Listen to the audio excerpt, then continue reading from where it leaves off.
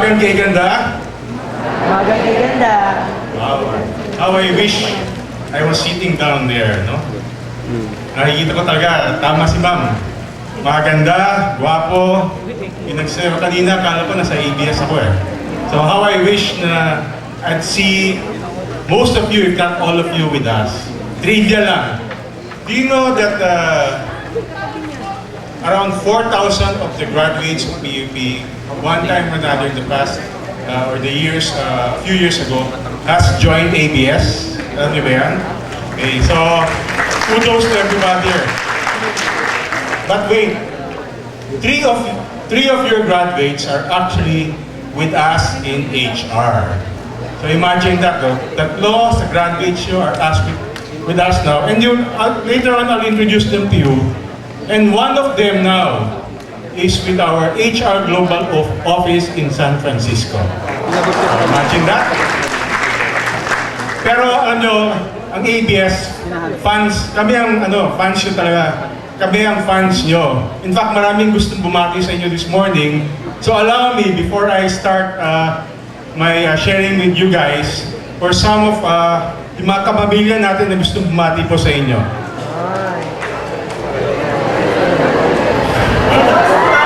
Kapamilya natin dyan sa PUP, congratulations sa inyong convention. Have fun, God bless you. Hello to the participants of PUP HR Convention. Enjoy!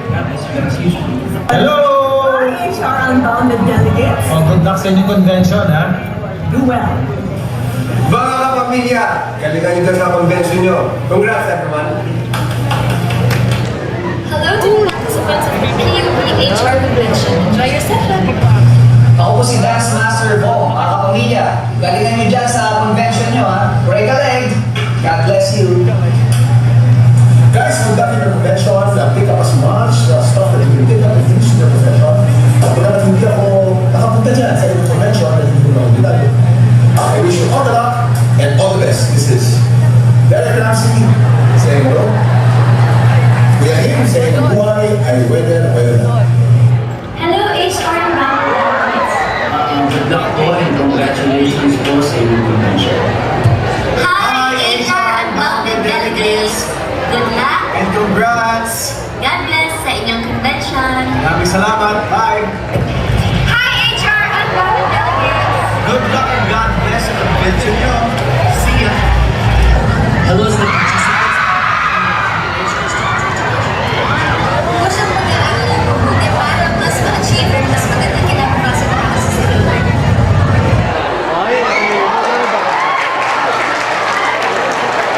Yun na po yung speech ko. Yun na po yung sharing ko sa inyo. Daming gusto bumati, no? Excited sila sa convention that you're having today. In fact, I was so pleasantly surprised na it's your 6th convention pala na HR.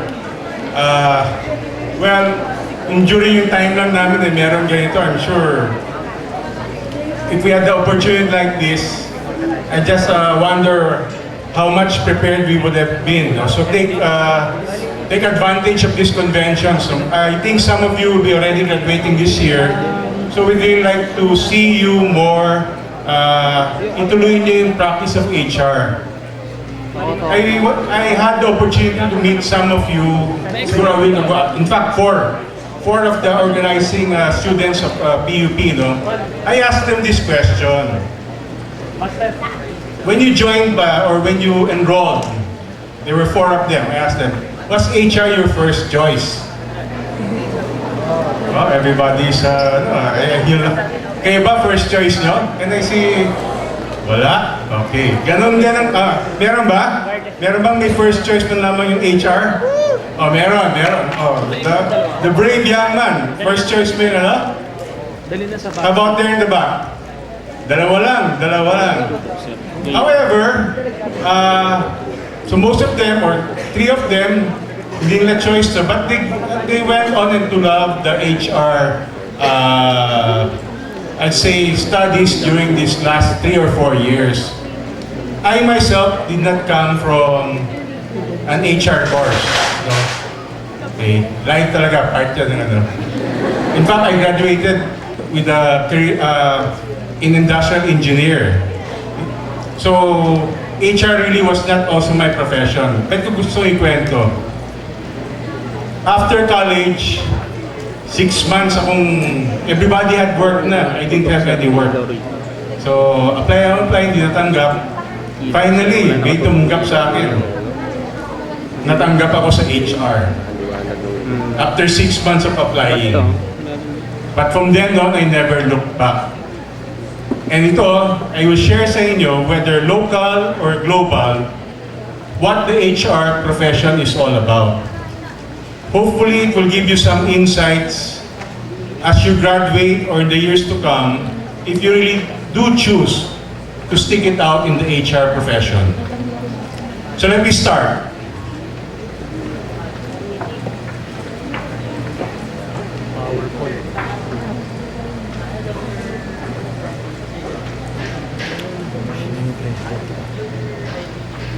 So how do we make you, the graduates, or about to graduate in the coming years, more ready for the HR, to be an HR practitioner?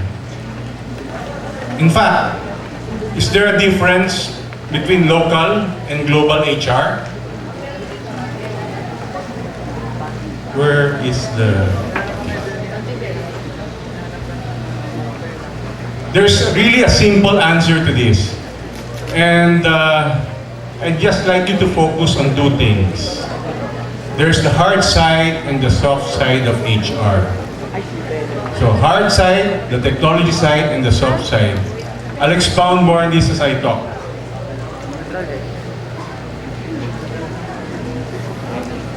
So the hard side, as we know, and I'm sure most of you know, is the technology part.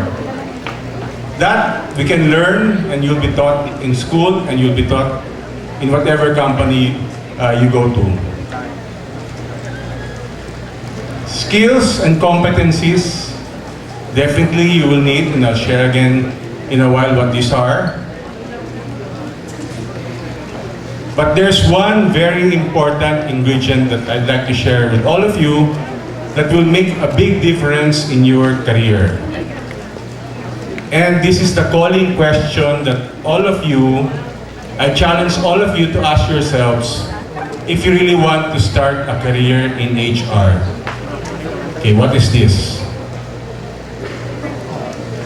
Authentic service. Okay, later on, you really have to learn the technology. Yes, you learn the skills. But for us in HR, whether here, local, abroad, our mission is to be of service to all of the people we interact with.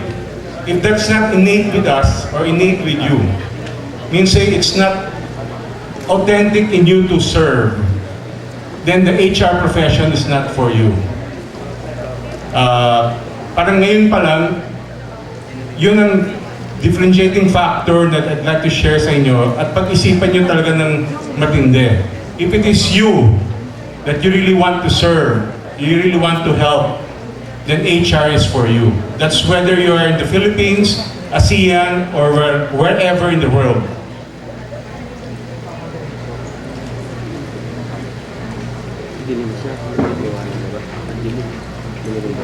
Dito dapat.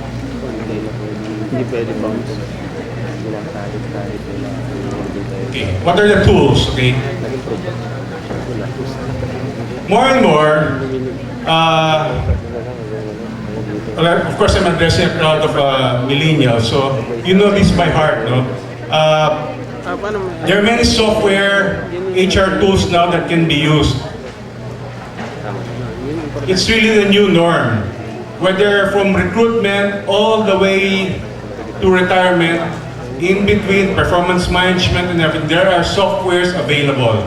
So it's available in it's even available. You can get it on YouTube. You can learn all those things.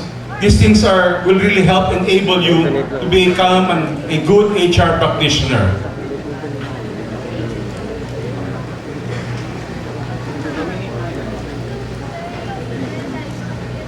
What differentiates these norms or these softwares are the ability to integrate this with one solution.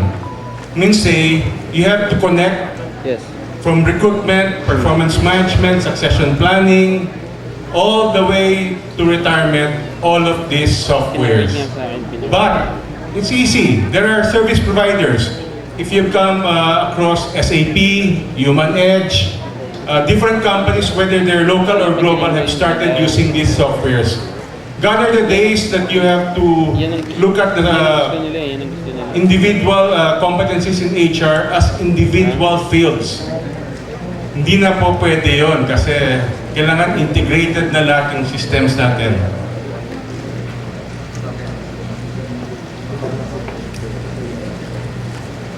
The moment you step into a company, you are profiled. As an HR practitioner, you should learn by heart to make data and how to use data. Mean to say, how will you engage employees from different age groups? Whether millennials, baby boomers, Gen Y, Gen Z, there will be common factors that will make or engage employees. There will also be differentiating factors. And with the data, for example, you will know at what year or what age, at what course, or what division are people staying or leaving the company. And what are the reasons? With data also, you will know what would be engaging those employees to stay or leave. Surveys will be able to tell you that, but you will also have to engage the employees to find out and interpret those surveys. So, while individual data is important, it's the ability to put it together and analyze it that will carry you through in this global age.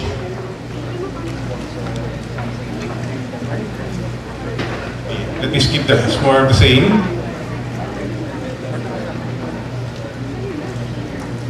Anytime, anywhere. So, all of the information, whether the tablet, mobile, laptops, kailangan yan accessible lahat. You have to be familiar with all of the hardware and software that's available to you, because even if you're at home, traveling, anytime of the day, you'll have to access all of this information available right in your hands.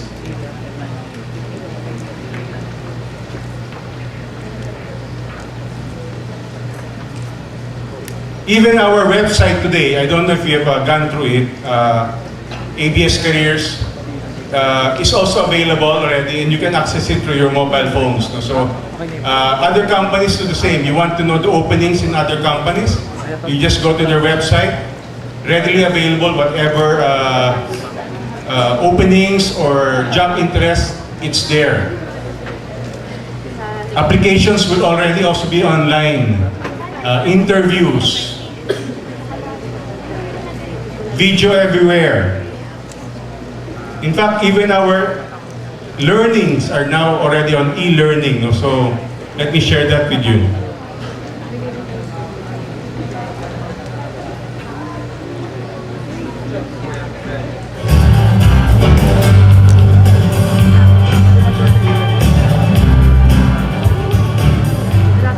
So this was a social media course. So during break time, in the car, you can access it. So those are the things that the HR practitioners are already developing now. So hard technology, sabi ko importante yun. Now we're getting to the deeper side of HR, the soft side. And believe me you, mas importante to, yung hard stuff, the hard technology, everybody will learn. The soft side will start differentiating you. Let me share first some practices I picked up. Then later on, I'll share with you some ABS-CBN practices. If you have any questions at any point in time, just raise your hand. I'll gladly answer your question. Kasi mas maganda may interaction tayo. Yung bakit dapat ang PowerPoint ang sa isa? you're digital native, so being digital, Kung sino ang mag-appear. you know that skill. Decision nila yung sa taas. Sila po. So, dapat may nag-appear yung live. Sir, nag-design. Think out of the box. Yung isang side. Being able to discern among being on ambiguous situations is very important. Gone are the days that business directions will be defined to you. They will be given to you in broad strokes, but you must be able to interpret it yourselves. Yan yun. Agility is a must. If you cannot work with ambiguity, you will be lost in this global age.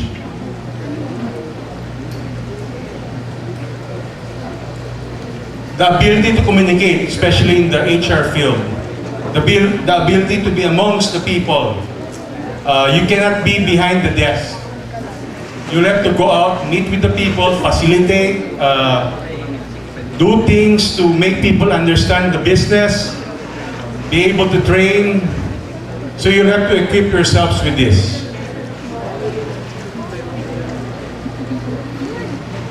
When you work in other countries, even though you have all of these skills, you'll have to take notice na iba po ang culture. The culture is different. So you'll have really to learn the diversity of the different cultures in that company or country that you will be operating in. It's important that you know all the basic HR skills, but the moment you get out there, the way we interact here would be different from the way we interact in the global world. I'll give you a very classic example. In the Western world, I'm sure you've heard that, during performance appraisals, they will directly tell you what your improvement area is.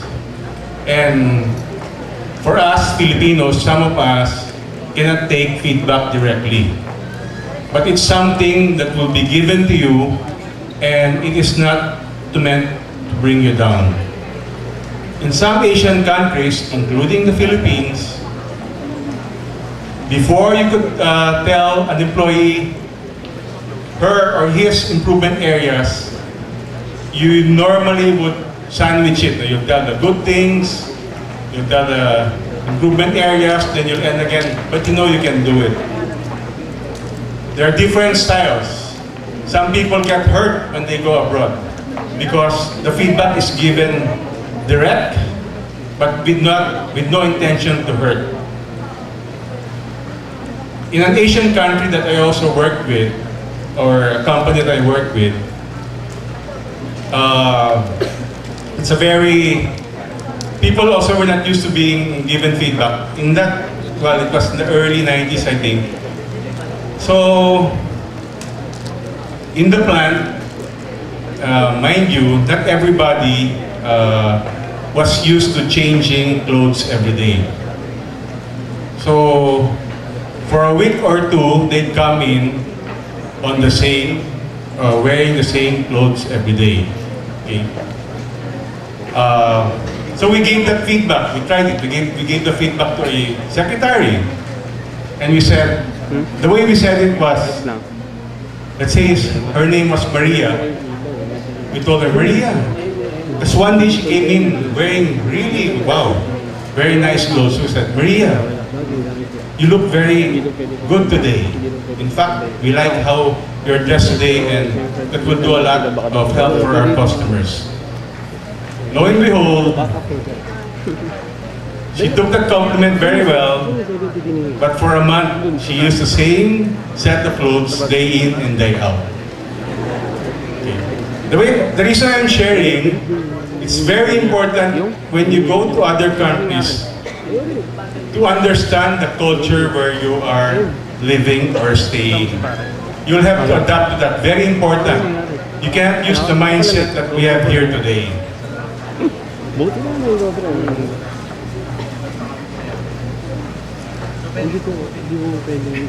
So skills, again, we can learn. Technology, yes, we can learn. Earlier, I said, what is at the core of every HR practitioner? What is at the core? Whether local or global. I've seen this myself, and there is no difference.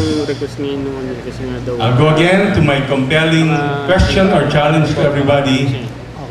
If this is not for you, it is not for you. There are different types of HR practitioners.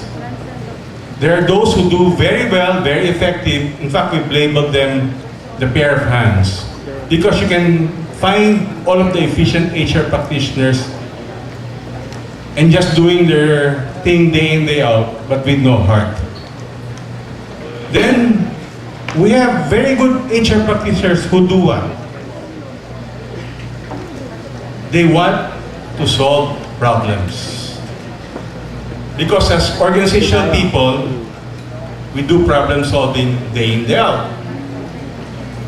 But are they the HR practitioners that we like?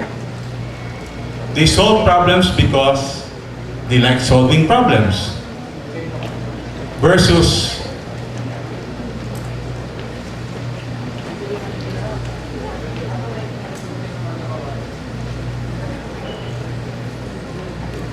really having an authentic desire to serve. Okay. That's the only thing actually I want all of you to remember today. Technology you'll learn, skills you'll learn. But if you really have a desire to serve, that will balance you out and make the best HR practitioner in you. In fact, in ABS, if you'll notice, we have what we call the HR wheel. When you start your profession inside ABS, we'll teach you all of this. We'll teach you to be the best innovator, aligned to the business partner. But what we really like, or will really search even before you join or is hired by ABS-CBN, is whether you really have authentic service. Not lip service, authentic service. That's very important and core to us. And in fact, in most companies, even the global companies, that's what they will be looking for in you. This is just a listing, just to show you, wow, daming competencies na kailangan nyo malaman. In fact, I counted around 30 plus HR competencies. Somewhere in your years of studies here, I'm sure you've encountered between performance management, succession planning, and the likes. But let me focus on 5 things, maybe that the global HR practitioner should master. What's the 5 competencies? Okay.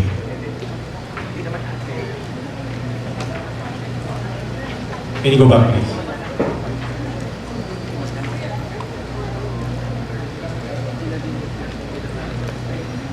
At the top box on the right, you see the change on the left, and the change management.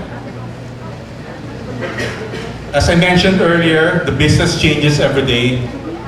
Your ability to be able to recognize and develop change management policies, change management approaches will be very important to you as HR practitioners.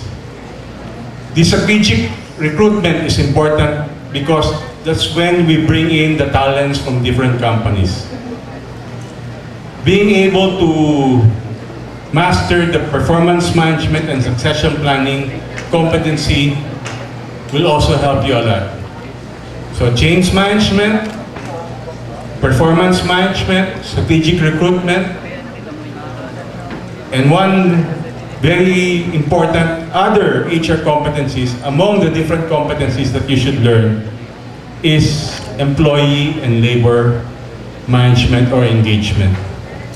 Yun lang yung 5 or 4, no?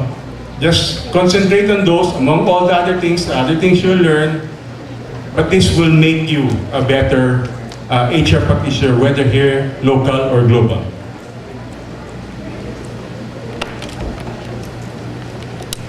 So Ang dami, no? Aside from the hardcore HR competencies, you must also know all of these other competencies by heart. I'm just showing it sa inyo. I mentioned that there were PUP graduates who have joined us, and one of them is in our office in Sanfo.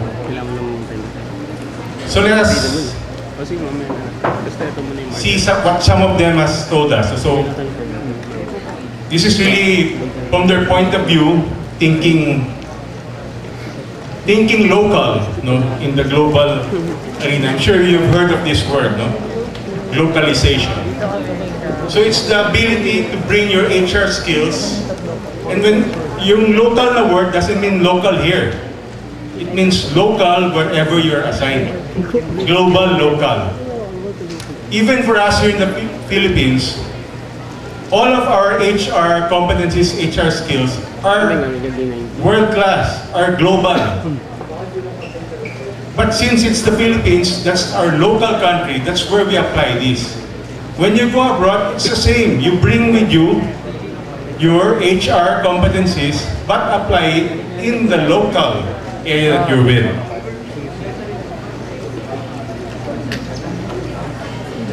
So Budil, one of our HR heads in North America, says that to become an effective HR person, she has to dive in and to adapt in the diverse culture around her to blend in. Okay, so very important. How does one HR practitioner blend in? Our HR head in Sanfo again says technology and laws continue to evolve and impact both the business employee. The global HR executive needs to constantly learn and adapt. And here,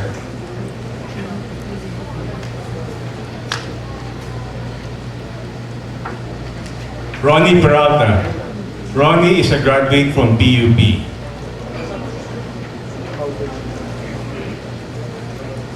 Please read on.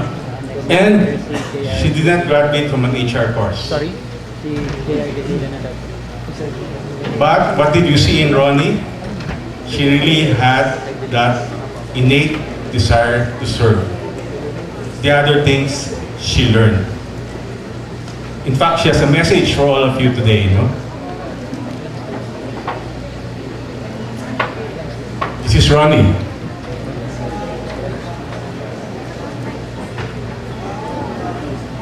Live talaga, live. Understanding your calling and possessing. A saying goes that when the going gets tough, the tough get going. Understanding your calling and possessing the right character will help you build the courage you need to be successful wherever God will place you. God bless your journey. Let's give Ronnie a hand. Because she continues to inspire us for us in the HR field or even in the HR ABS. Because imagine she has made it out there. She's not only been to Sanfo, but she's also been into Dubai HR. So, reachable ba yung dreams of being global? Yes. In fact, we've shown it to you today. In closing, let me skip this.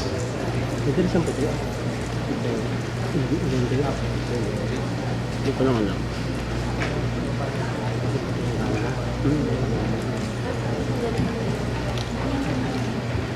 Sa end ba? Kasi kung fans kayo ni Stephen Covey, begin with the end in mind. Will there still be HR in the future? Will there be a future without HR? Baka wala. Where will the HR field transform? It will no longer be transactional. It will no longer be the data. It will be your ability to be business partners.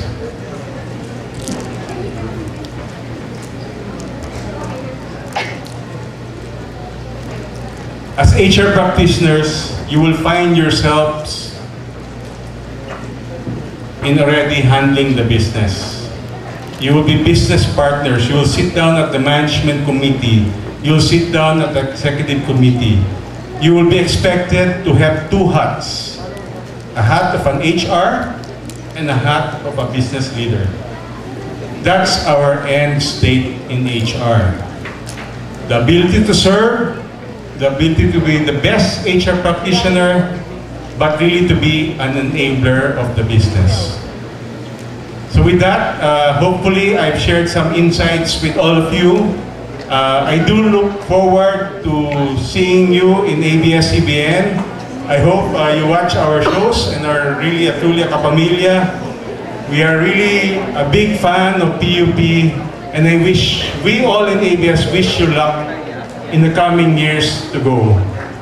One of our commitments with your faculty, in fact I'd like to thank them also, is that we'll continue to reach out, help out with PUP. In fact, we are in the process of negotiating a tie-up so that as early as when you're in the 3rd year or 4th year, we are already with you. Para habang maaga pa, kasama yun po kami. So, sana po, meron po yung natutunan. And again, one message. What's the message? Authentic service. Maraming salamat po.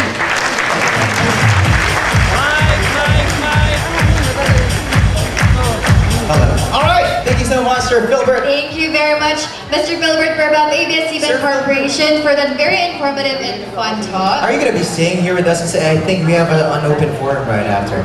Alright, so we're going to be waiting for a couple of people right here on stage. But in the meantime, since one of the slides already showed us that we have to be connected and we have to be limitless when it comes to technology. Yes. We have to be online. And I think that's also the advantage of today's generation. Kasi as to what Mr. Philbert said a while ago, everything now is very accessible. Right in front of you, you can do a lot of things. In fact, it's a birthright of each and every individual right now to be technologically savvy. So for any of your uploads from today's event, don't forget, we have an official hashtag. We have actually 2 official hashtags for this day's event. And of course, that's hashtag Unbounded and hashtag HRSC 2016. Now, I hope all of you guys have Instagram, Twitter, Facebook. Feeling ko mag-trending tayo for today. Oh, make it trend if you would. And of course, right now we're going to be having an open forum, and so we would like everybody to ask questions. Yes, don't be shy. Most of you guys have questions in their mind, so don't you ever hesitate to ask Mr. Phil. This is your chance. Once in a lifetime na yung chance na they can ask anything regarding the sinabi ni Mr. Actually, this is my favorite portion because sometimes, interaction talaga, yun ang importante. you get to learn more when you put that out, whatever is in your head, it's itching right there, let it out, voice that out and get the answer that you want. We'd like also to thank a couple of people who joined us this morning. How about a big hand for the former Dean of CPA, Dr. Leopoldo Bragas. Hello. Thank you for joining us. We also have Professor Criselda Bragas. How are you? Hi. Good morning, ma'am. Joining us as well, Professor Ramon Del Rosario. Hi, sir. And finally, Professor Jennifer Munsaya.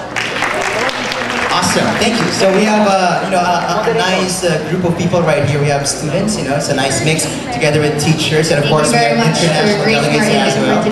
And we'd like already to call on to help us in the open forum. Our moderator, we call on Professor Jerome Dumlao, the chairperson of BS Entrepreneurship Program of the PUP Open University, and joining us as well to help us in moderating this and to help in soliciting the questions right here in this hall. So you guys don't be shy. They are friendly. They're students like you. We have Adrian Clemente and Dane Miao. We're going to be leaving the floor to them first. Hello, magandang umaga po sa inyong lahat. Ako po ay nakatasan para i-moderate itong natin. I would like people to just put in mind the lecture of our keynote speaker. I guess what he was trying to say is authentic service would mean thinking about the other person first and trying to put the other person first. So if one other person is happy, she or he will make you happy. All right, questions now from anyone? Alright, ladies and gentlemen, well, it's now your time to ask for any question you wish to address to our keynote speaker. If you have any question, just simply raise up your hands and the microphone will be there for you. Alright, we have one question from here, from this side. Alright, Dr. Leopoldo Bragas, ladies and gentlemen, the former Dean of the College of Business Administration. Good morning, sir. I have a question regarding the... I think you know what's happening around in the business environment. We have globalization, and the focus of it is competition. Getting more markets, in spite of the fact that there are a lot of sellers, there are a lot of competitors. And one of the areas by which companies is focusing on in order to minimize their costs and be competitive is a sort of labor practices which really do not provide protection to the worker and economic welfare especially. So how can you balance between your desire to serve your company at the same time to serve the interests of your workers? Now, these two are quite difficult to do. Because if you don't serve the workers won't serve also properly the companies. And you cannot come up with something that you can make companies satisfied with regards to their return on investment. Can you comment on that? What do you think, sir? Hirap naman ang tanong. Pabalik na ako. Anyway, thank you for the question. It's a very good question. Ito po yung siguro masashare ko na lang learnings also from my actual own work experience. It's good to be open to the employees that you work with. Meaning, it would be good to really share openly and get their commitment on certain things that the company would like to achieve. Why did I say that?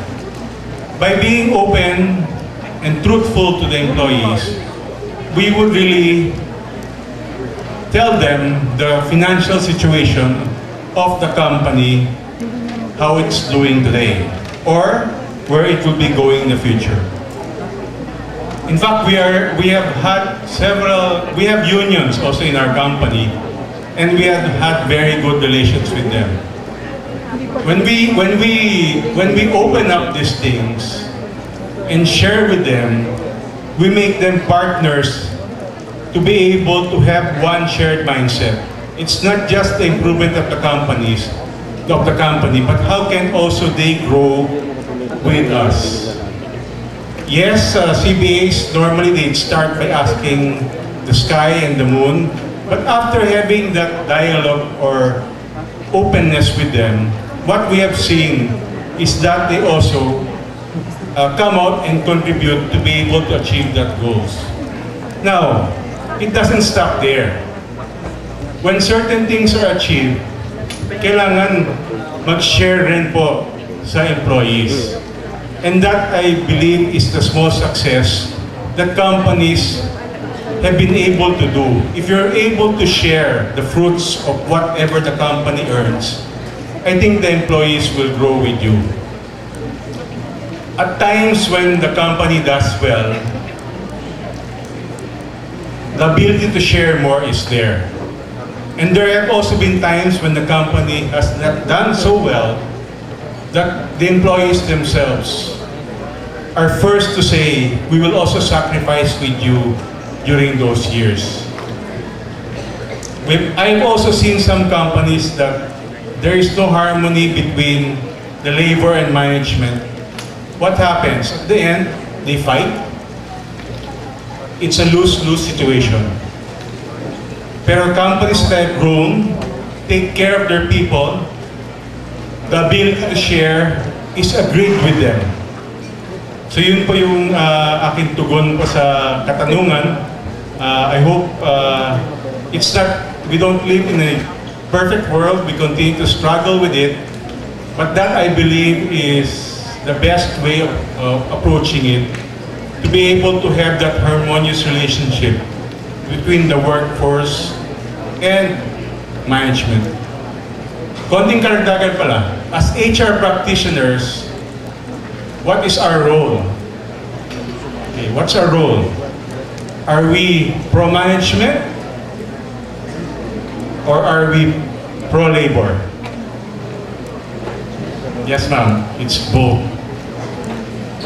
As I mentioned, when you are with management, you do speak or be the voice of the employees. Do not make the mistake of just telling management what they want to hear, because you're not doing your role. And don't also commit the mistake when you talk to the employees, just to tell them what they want to hear. You will only make both management and labor be poles apart. You have to represent, when you're with management, be the voice of the employees. When you're with the employees, represent management and also tell them what management feels. It's your role to bridge that gap. I said earlier, pwede bang walang HR? Pwede. Bakit? Our role is to make every manager, every line manager, be an HR manager. Because if they're able to play that role, just imagine how harmonious the company would be. Thank you po. Thank you, sir, for